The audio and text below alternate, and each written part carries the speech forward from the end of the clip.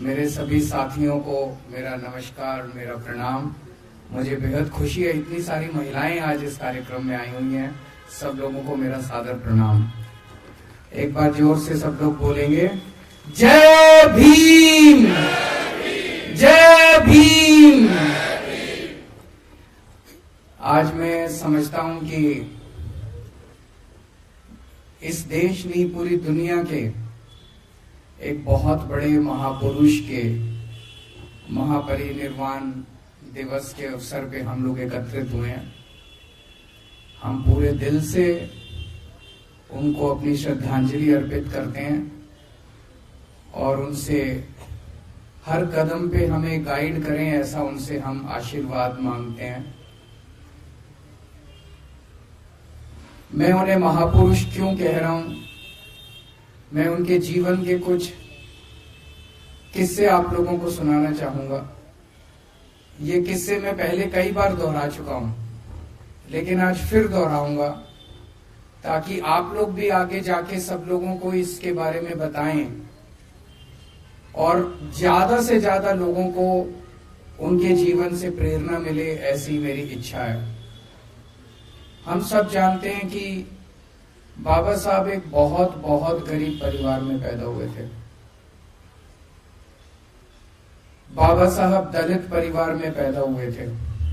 उनके घर में खाने को भी नहीं था, 3 टाइम की रोटी भी नहीं मिलती थी।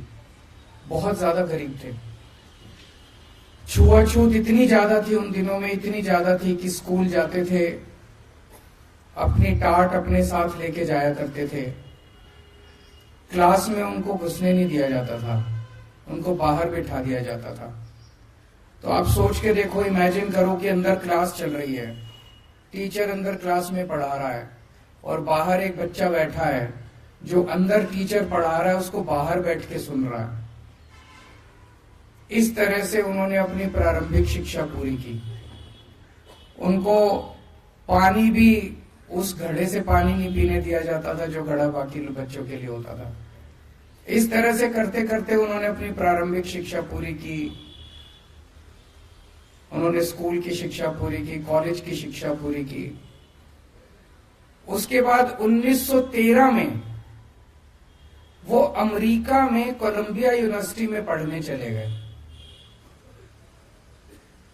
कोलंबिया यूनिवर्सिटी दुनिया की आज के टाइम पे भी दुनिया की सबसे बड़ी यूनिवर्सिटीज में मानी जाती है। कोलंबिया यूनिवर्सिटी में आज भी एडमिशन लेना नामुमकिन सा है।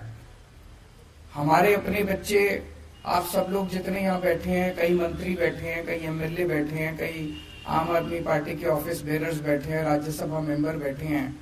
आप लोगों के भी बच्चे अगर आज कोलंबिया यूनिवर्सिटी में एडमिशन लेना चाहें, आसान काम नहीं है, बहुत मुश्किल काम है। तो आप सोच सकते हो कि कितने इंटेलिजेंट रहे होंगे वो, कितने प्रतिभाशाली रहे होंगे वो, कि 1913 में उनको कोलंबिया यूनिवर्सिटी में एडमिशन मिला। पहली बात मैं ये सोचता हूं, एडमिशन कैसे मिला?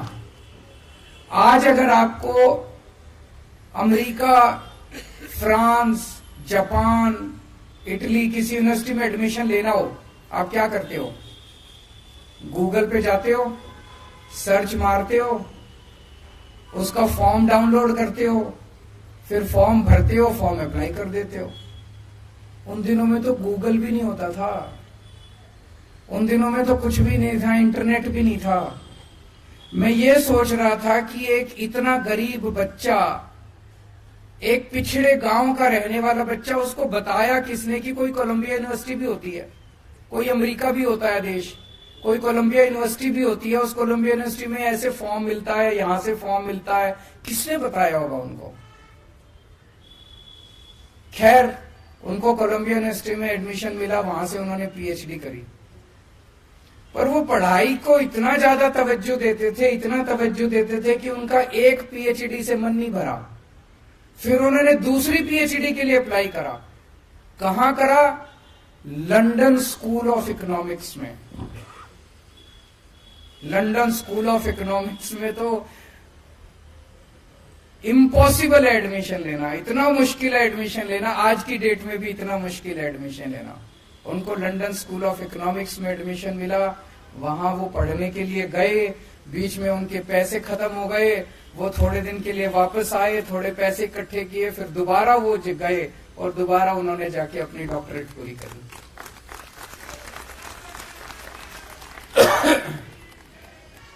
उन्होंने बहुत ज्यादा शिक्षा को महत्व दिया, बहुत ज्यादा। मैं तो कई बार ये सोचता हूं कि वो टाइम के पहले, हमारे देश का दुर्भाग्य है कि टाइम के पहले हम लोगों को छोड़ के चले गए। अगर 10 साल और रह जाते, वो 15 साल और रह जाते, मैं समझता हूं कि अपने जीते जी वो देश के सारे सरकारी स्कूल ठीक कर जाते। आज 75 साल हो गए देश को, 75 साल में इन सारे लोगों ने मिलकर देश के सरकारी स्कूलों का बेड़ा गर्क कर दिया। इन लोगों ने, शिक्षा इनके एजेंडा में ही नहीं है। कोई पार्टी नहीं चाहती कि देश के बच्चों को, गरीब बच्चों को शिक्षा मिले। अकेला वो शख्स, मैं उठा के देखता हूं इतिहास, पूरे इतिहास में आजादी ने बहुत बड़े बड़े सूरमा पैदा किए, अकेला वो शख्स है जिसने शिक्षा को महत्व दिया, और किसी ने शिक्षा के बारे में बात नहीं करी, क्योंकि उसने भुगता था, उस शख्स ने भुगता था, उसने उस गरीबी से निकल के और उसने इतनी अच्छी शिक्षा प्राप्त की थी। आज भी आप देख लो, इन सारी पार्टियों ने हमारा सारा एजेंडा चोरी कर लिया। सबसे पहले तो हम ही थे, हम जाके कहते थे केजरीवाल की गारंटी, केजरीवाल की गारंटी, कहते थे कि नहीं कहते थे? अब ये वाले भी कह रहे हैं गारंटी, वो वाले भी कह रहे हैं गारंटी। घोषणा पत्र, संकल्प पत्र, मैनिफेस्टो, सारे गारंटी, इसकी गारंटी, उसकी गारंटी, सारे गारंटी दे रहे हैं। सारे फ्री बिजली की बात कर रहे हैं, सारे फ्री इसकी बात कर रहे हैं, उसकी। शिक्षा की बात आज भी कोई नहीं कर रहा। शिक्षा की गारंटी केवल और केवल आम आदमी पार्टी दे सकती है। क्यों? हम बाबा साहब अम्बेडकर के चेले हैं। आम आदमी पार्टी, केजरीवाल जी। आज भी कोई, दोनों पार्टियां उठा के देख लो, दोनों के गारंटी कह लो, संकल्प पत्र कह लो, कुछ भी, दोनों में से कोई पार्टी नहीं कहती आपके बच्चों के लिए स्कूल बनवा देंगे। दोनों में से कोई पार्टी नहीं कहती सरकारी स्कूल ठीक कर देंगे, फ्री में ये दे देंगे, फ्री में वो दे देंगे। शिक्षा की बात केवल आम आदमी पार्टी करती है और कोई पार्टी नहीं करती। तो शिक्षा के ऊपर आम आदमी पार्टी ने बहुत काम किया है, क्योंकि हमें दिल से लगता है कि हम बहुत आम लोग हैं। ये जितने अपने एमएलए हैं, 90% से ज्यादा अपने एमएलए कोई पार्टी के किसी नेता के या किसी उसके बच्चे नहीं है, कोई पॉलिटिक्स से नहीं आए थे। हम सब लोग आम लोग हैं, आम जिंदगी से आए और एक आम आदमी की समस्या को समझते हैं। मेरे पिताजी, मेरी माताजी, मेरे दादाजी, मेरे दादाजी, मेरे नाना जी, मेरी नानी, मेरे मामे, दूर दूर तक मेरे पूरी रिश्तेदारी में कोई पॉलिटिक्स में नहीं है। हम पॉलिटिक्स से नहीं आए। ऐसे ही सारे हमारे एमएलए हैं, हमारे मंत्री हैं, जो बहुत आम जनता के उससे आए हैं। हम शिक्षा के महत्व को समझते हैं कि अगर एक परिवार के बच्चे को शिक्षा मिल जाए, उस परिवार की तो वो तो गंगा नहाया हो जाता है, वो परिवार, उसका तो फिर बेड़ा पार हो जाता है, उसकी गरीबी भी दूर हो जाती है, उसकी कई समस्याएं दूर हो जाती है। और अगर किसी परिवार के बच्चे को शिक्षा ना मिले तो आने वाली पीढ़ी दर पीढ़ी वो पिछड़ा ही रहता है, वो आगे नहीं बढ़ पाता। तो शिक्षा सबसे जरूरी है, ऐसा हम लोगों को वो है। तो सबसे ज्यादा हम लोगों ने शिक्षा पे जोर दिया। और जितना मैं सोचता हूं, मुझे लगता है कि जानबूझ के इस देश के अंदर 75 साल जानबूझ के लोगों को अशिक्षित रखा गया।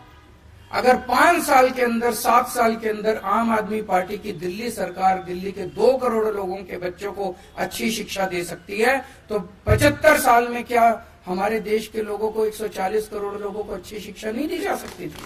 दी जा सकती थी। जानबूझ के अनपढ़ रखा गया, जानबूझ के अशिक्षित रखा गया।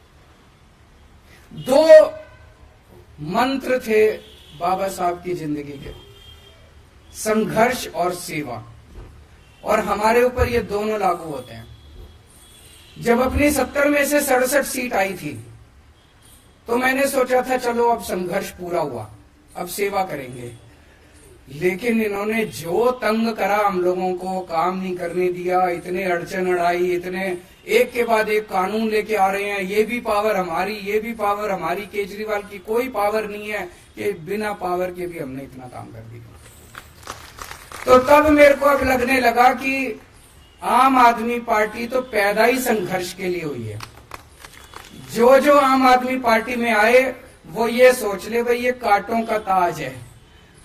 हम पैदा ही, हमारा पूरा जीवन ही संघर्ष है, संघर्ष में ही जीना है अपने को। जैसे बाबा साहब अम्बेडकर का पूरा जीवन ही संघर्ष था, हमें भी संघर्ष में ही जीना है। आज भी ये मतलब कभी ये काम रोकेंगे, कभी वो काम रोकेंगे, अफसर तुमको रिपोर्ट नहीं करेंगे, ये नहीं करेंगे, वो नहीं, काम नहीं करने देना है लोगों को। और हमने भी ठान लिया काम तो करके रहेंगे हम लोग। जब हम सड़क पे थे तभी काम करवा लेते थे इन लोगों से, अब तो हम अंदर आ गए, कुछ ना कुछ रास्ते निकल ही जाएंगे। तो एक तो संघर्ष से घबराना नहीं है। संघर्ष हमारे जीवन का सबसे बड़ा, आज आपके 3-4 नेता जेल के अंदर हैं। आज अगर वो झुक जाएं, अगर वो इनकी बात मान लें, अगर वो आज बीजेपी में चले जाएं, 2 दिन के अंदर बाहर आ जाएंगे। मनीष सिसोदिया को देखो, उनकी वाइफ कितनी बीमार है, कितनी ज्यादा बीमार है। उनका बेटा कनाडा में है, उनके घर में उनका ख्याल रखने वाला कोई नहीं है, लेकिन फिर भी 10 महीने हो गए जेल में उनको। आज अगर मनीष सिसोदिया बीजेपी के साथ हाथ मिला लें, अपना अच्छी जिंदगी जिएंगे, लेकिन नहीं। बाबा साहब अम्बेडकर के और भगत सिंह के चेले हैं, मर जाएंगे, कट जाएंगे, लेकिन झुकेंगे नहीं। देश के लिए लड़ने के लिए आए हैं, देश के लिए अपने असूलों से कभी समझौता नहीं होगा। बाबा साहब अम्बेडकर की भी जिंदगी आप पढ़ो, कितने ऐसे मौके आए जब उनको कहा गया समझौता कर लो, इस चीज पे समझौता कर लो, उस चीज पे है ना, कि कितने सारे ऐसे मौके आए, कभी समझौता नहीं किया उन्होंने किसी चीज पे समझौता। हमें भी समझौता नहीं करना, देश के साथ समझौता नहीं होगा, मुल्क के साथ समझौता नहीं होगा, जनता के लिए दूसरी चीज सेवा। भगवान, हमने पिछले जन्म में कुछ अच्छे काम करे होंगे, जो हम जैसे आम लोग, छोटे छोटे परिवारों से आए हुए लोग, छोटे छोटे बैकग्राउंड से आए हुए लोग, मध्यम परिवार के इतने सारे हम एमएलए, हम सारे लोग, हमको ऊपर वाले ने कितना बड़ा मौका दे दिया। कोई एमएलए बन गया, कोई मंत्री बन गया, कोई मुख्यमंत्री बन गया। इसको हमें एक अवसर के रूप में देखना है कि ऊपर वाले ने अवसर दिया है। ऊपर वाला हर एक किसी को ऊपर वाला पैसे दे देता है, किसी को ऊपर वाला सत्ता दे देता है, किसी को ऊपर वाला कुछ दे देता है। लेकिन अगर उसको घमंड हो जाए, अहंकार हो जाए कि ये मेरे को तो मेरी वजह से मिला और मैं पता नहीं कितना हूं, बस खत्म है वो आदमी। हमें ये सोचना है कि ये भगवान ने हमें दूसरों की सेवा करने के लिए सत्ता दी है, भोगने के लिए सत्ता नहीं दी। तो इस सत्ता को हमें सेवा के लिए इस्तेमाल करना।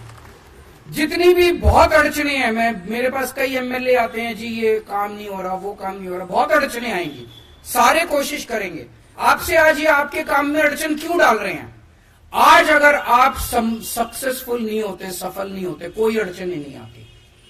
आज अगर आप स्कूलों का काम नहीं करते, अस्पतालों का काम नहीं करते, महिलाओं का सफर फ्री नहीं करते, बिजली फ्री नहीं करते, पानी फ्री नहीं करते, तीर्थ यात्रा फ्री नहीं करते, कोई अड़चन डालने वाला नहीं था। अगली बार दिल्ली हार जाते, उनको पता था, उनको पता है दिल्ली अब आपसे कोई नहीं छीन सकता। दिल्ली के लोग आपसे बहुत प्यार करते हैं, दिल्ली के लोग आपको छोड़ने वाले नहीं है, इसीलिए वो छीनने के लिए अड़चन तो डालेंगे। जितनी अड़चन डाल रहे हैं उतना आपको खुश होना चाहिए कि हम सफल हो रहे हैं, और उनकी नींद हराम कर रखी है, इसीलिए वो अड़चन डाल रहे हैं। तो अड़चनों को पार कर करके आपको सेवा करनी पड़ेगी, और सेवा के लिए ही पैदा हुए हैं, सेवा जरूर करनी खूब। दूसरी चीज, सबकी सेवा करनी है, चाहे वो बीजेपी वाला हो, चाहे वो कांग्रेस वाला हो, चाहे वो आम आदमी पार्टी वाला, उसमें कोई वो नहीं करना। हमें कई बार मन में आता है ये तो बीजेपी वाला, इसका मैं काम क्यों करूं, उसका भी काम करना, उसका भी दिल जीतना। एक दिन ऐसा आएगा जब दिल्ली के 2.5 करोड़ लोग आम आदमी पार्टी के मेंबर होंगे, और एक दिन ऐसा आएगा जब देश के 140 करोड़ लोग आम आदमी पार्टी के मेंबर होंगे। और आम आदमी पार्टी से मेरा मतलब आम आदमी पार्टी नहीं है, मेरा मतलब मुल्क है। मुल्क के लिए काम करना है अपने को। अगर कल को मुल्क और आम आदमी पार्टी के बीच में चुनना हो तो आम आदमी पार्टी को लात मार देना, मुल्क के लिए काम करेंगे। तो अपने को, मैंने कोरोना के टाइम में ये बहुत अच्छा एग्जाम्पल देखा था। कोरोना के टाइम में मैं देखता था कि तीनों पार्टियों के लोग मिल गए थे, आपस में ऑक्सीजन की जरूरत है, ये कांग्रेस वाला उसको फोन कर रहा है, वो उसको फोन कर रहा है, हाँ भी है, ऑक्सीजन का सिलेंडर है। दिलीप बताया करता था, दिलीप पांडे अपना कोऑर्डिनेट करता था सारा, और इतनी अच्छे तरीके से तीनों पार्टियों ने मिलकर काम किया था। वो स्पिरिट अपने को रखनी है। हमको दुश्मन थोड़ी है एक दूसरे के, एक ही तो मुल्क के लोग हैं। पता नहीं क्यों इतना जहर भर लिया हम लोगों ने आपस में एक दूसरे के दिल। तो सबका काम करना है, सबकी सेवा करनी है। आज हम दिल्ली के अंदर जो काम कर रहे हैं, बच्चों को अच्छी शिक्षा दी, हमारे पास क्या है? हमारे पास तो कुछ भी नहीं है। पकड़ लोग हैं, ना पैसे अपने पास, ना आदमी अपने पास, बस लोगों का आशीर्वाद है। जो 18 लाख बच्चे सरकारी स्कूलों में पढ़ते हैं, आज हर एक का माँ बाप मानता है कि यार इन्होंने मेरे बच्चों का भविष्य तो बना दिया। उन 18 लाख बच्चों के माँ बाप का आशीर्वाद हमारे साथ है। आज जो करोड़ों लोगों का हमने मोहल्ला क्लिनिक में इलाज कराया, करोड़ों लोगों का अस्पतालों में इलाज कराया, अगर किसी का एक्सीडेंट हो जाए तो उसका मुफ्त में इलाज होता है, वो कुछ तो आशीर्वाद शीश देके जाता होगा ना। उनके आशीर्वाद हमारे साथ हैं, यही हमारी संपत्ति है।